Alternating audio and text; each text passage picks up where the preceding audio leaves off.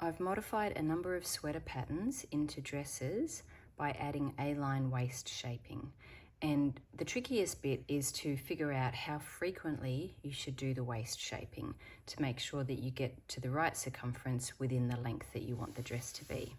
So this is the Winfield sweater, which I turned into a dress, and I did increases. It's a top-down sweater, which I've turned into a dress, and I did waist shaping on the side through increases on either side of a stitch marker, one on either side on each side of the dress.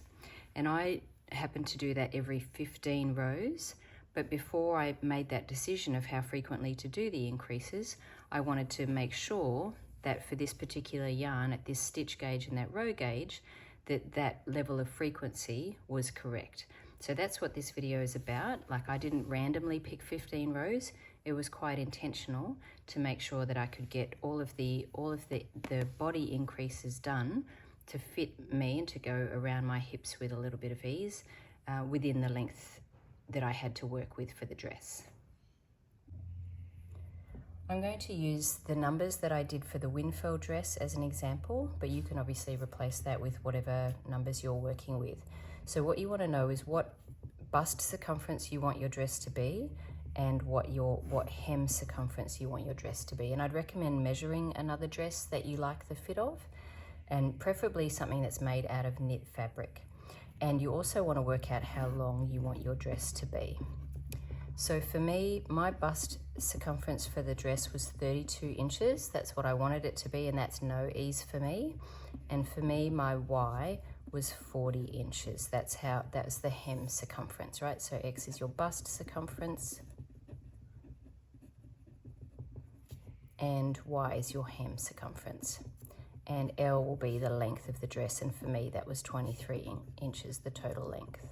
Okay, now you need to know your stitch gauge and your row gauge. So my stitch gauge for me was 6 stitches per inch, so that's your stitch gauge.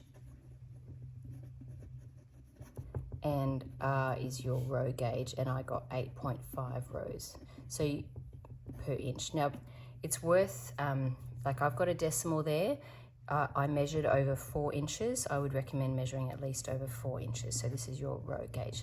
Now this isn't an exact, like if you're a little bit off, either way it's okay, but like the best you can do with your stitch gauge and your row gauge will give you a better result in terms of your frequency. So what I needed to do is work out how many stitches I needed to increase by. That's my first step, to work out how many increase rows I need. So Y minus X for me is 40 minus 32, which is 8 inches of increases. Now, here's where I need to multiply by my stitch gauge. So Y minus X, if I multiply that by S, that's 8 times 6, which is 48 stitches. That's how many stitches I need to increase. And because I'm increasing 4, I'll take that number and divide by 4, because that's how many stitches I'll increase each row.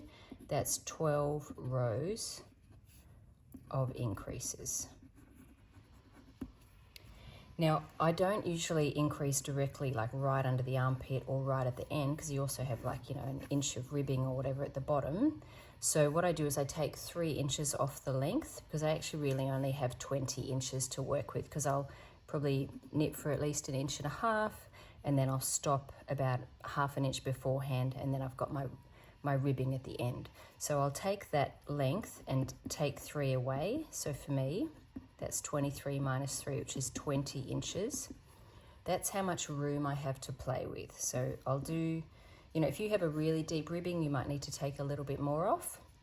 But for me, that's, for this dress, I only had like 1 inch of ribbing. So I took 3 away because I wanted to finish just a little bit before, and I didn't want to start directly under the armpit. So I've got 20 inches in which to do these 12 rows of increases. Now, I need to work out how many rows this is. So this is where my row gauge comes into play. So if I do L minus 3, right, which is my 20, and I times it by R, which is my row gauge. So that's times 8.5 is 170 rows. So I have 170 rows to work with to get all of these increases in. Now obviously the first one is going to happen here, and then I've got 20 inches to do the remaining 11 increases. So I take these 12 rows of increases and I subtract 1 because I've actually only got 11 more, because one's going to happen right at the start, and then I've got 20 inches in which to do the remaining 11. So I've got 11 more increases, and I've got to get that done in 170 rows. So depending on what this works out for you, you might have more rows, you might have less rows, you might be quite tall and you've got a bit more, room to play with. So I did 170 and then divide it by 11, and I got, let's see, 170 divided by 11 is 15.5, 15.45, right? Doesn't really matter there.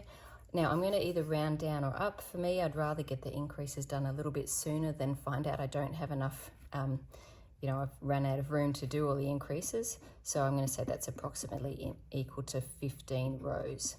Now obviously each row if there's an increase every 15 rows, that means there's 14 rows even, and on the 15th row I'll increase. So that's what I did for this dress, is I knit about 1.5 inches. I did 1 increase, and then I did 14 rows, and on the 15th row I increased. So that's how I worked out how frequently. You can do it less scientifically, you can just work out based on inches roughly, but for me, I'd rather, being a maths teacher, that's kind of my appeal. I wanted to actually work all of this out in advance to get as close as I could to the actual number of, exactly how frequently I needed to do my increases. So for me, that was increasing every 15 rows, and then I knew it wouldn't be sort of too flary or too close fitting, and I wouldn't get to the hem circumference in time. So that's how I work it out. Feel free to change, obviously, to your bust circumference, but you basically, if you follow these formulas here to work out how many stitches you need to increase, and then use your row gauge to work out how many rows you've got to play with. I take those number of increases and subtract 1, because obviously 1's going to happen right at the beginning, and then you can round here. I prefer to usually round down, but see where it says 15 rows, that means knit 14 rows even, and on the 15th row increase. So anyway, I hope you found that helpful.